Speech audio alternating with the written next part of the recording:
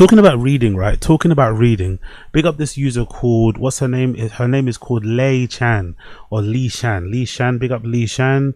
Big up Lee Shan. Predictions market. Bring in truth on chain. UMA protocol. Ecom alumni. UBC. Blah blah blah blah blah. Big up this lady. She posted this picture which I thought was fucking great. It went viral on my side of social media. It got like 6.8 million views on Twitter. The caption says, "I'm so fascinated by men like this. He read the brutality of modernity on a 10-hour flight with a map on the whole time." And to me personally, I feel like this is the ultimate flex. This is something that I can't wait to do. The picture that you see is this lady taking a picture of somebody on a plane who's just reading this incredibly thick and dense book, which I also have on my wish list. Again, this is another way you get recommendations. Someone mentions a book like that, you just kind of copy and paste the title, put it into Amazon, add to your wish list, and just keep it moving, you know? Or you can just buy it right there. But anyway, she's taking a picture of this guy who's reading, this really dense book on the flight, and all he has in front of him is just the fucking glare, the light of the screen that shows the map, which is really good because you don't really get that on European flights. But that transatlantic map that you get on the screen that you can watch movies on, it's so fun. I always have it on to kind of track where I'm going. It's kind of nice as well when you're on the long 10-hour flight and you have a bit of a nap and you wake up and then you're realizing, oh shit, we're getting closer. It's kind of cool to kind of see. And it kind of reminds me also of when like Google Earth first came about. I remember I used to love Google Earth. I'd be literally like, this sounds really lame and really fucking pathetic, but I'd be using Google Earth as a way to kind of travel around the world to see all these different sites, you know, all these different fucking places that I've kind of heard about in books and movies and whatever else it may be. It was fucking fascinating.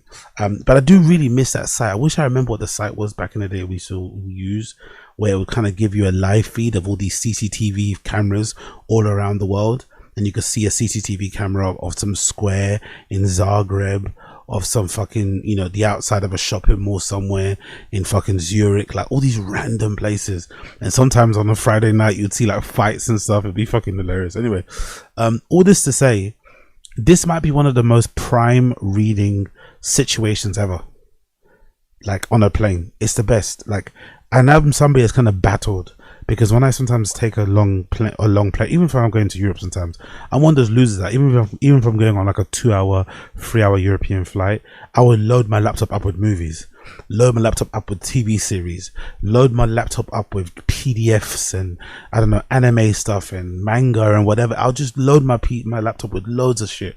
When I get on a plane, guess what happens?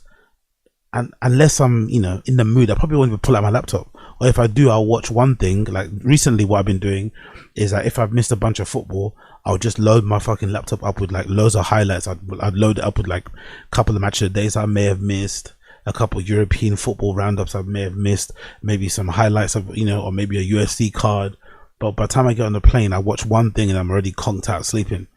Or I just, you know, can't bother to kind of be the person that has to get his laptop out, because these days in planes you can't have your laptop on you when the plane is, you know, about to take off. You have to kind of wait until the plane's in the air, then the fucking seatbelt sign goes off, then you have to get up, and you know, just I don't want to be a nuisance, so I just allow it. But the book is the ultimate, because a book you can hold in your hand the entire time, you can have underneath your feet, but as the plane is taking off.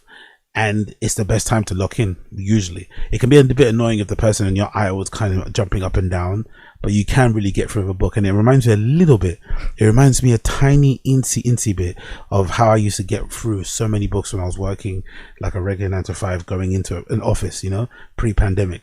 Because I'd take like, you know, most of my journeys were, let's say, anywhere between like 30 minutes to an hour, maybe let's say 40 to an hour, and that was one way, right? So basically in a day I'd have a journey door to door that was 2 hours. So imagine how much I was getting through books. So and I was that type of performative book reader where I'm reading while I walk. I was one of those performative book readers. Like I was early on that reading while I walk. So I'll be getting in mad fucking time just reading books, which is no surprise why I was able to get through like 5 books legitimately a month. And not 5 books like reading it, skimming it, 5 books like reading it intently, remembering bits, annotating shit, like screenshotting stuff, crippling stuff, memorizing stuff. I was going crazy with it. But it was mostly because you got no distractions, right? You're walking on the way to work, you're on the train, anyone speaking, but the plane might be another sly place to go do it, because everyone's on their phone, everyone's looking at the fucking laptop screen or something. So having that ability to kind of cut yourself off from that sort of thing And you know, by reading a book, especially if you're a frequent flyer, I think it's kind of important. I think it's maybe a bit of a slay, and weirdly enough, it'll probably make you stand out a lot more. The whole if you're one of the type of people like I am, where you kind of like to show off with some of the stuff that you're into and kind of prove how much better you are than everybody else, because you've got, you know, insane levels of willpower and whatever else it may be, and dedication and focus and whatever, and tenacity. Then just the mere fact of pulling out a book whilst you're on a flight and reading it is going to make you look like such a fucking freak in a good way. Such a fucking freak in a good way. So big up all my book readers out there. Big up all my blood cut book readers on the plane. I kind of want to get on it, but it's also making me think, damn man, I used to get through a lot just by sitting there. But one thing I used to always do that towards the end during pandemic, actually, just to end it, because obviously, you know, I'm not going into a workplace like, you know, physically anymore. Everything's kind of being done on a fucking laptop nowadays from home. But one thing that I did remember I used to kind of do, which is kind of counterintuitive and sometimes a little bit performative and a little bit cringe, I sometimes go read in fucking bars, you know. Sometimes cocktail bars can be sly places where you can go read. Good music, the hum of people behind you can put in a weird sedative state, even with just a fucking light candle on the table. Like reading in a cocktail bar is not a bad idea.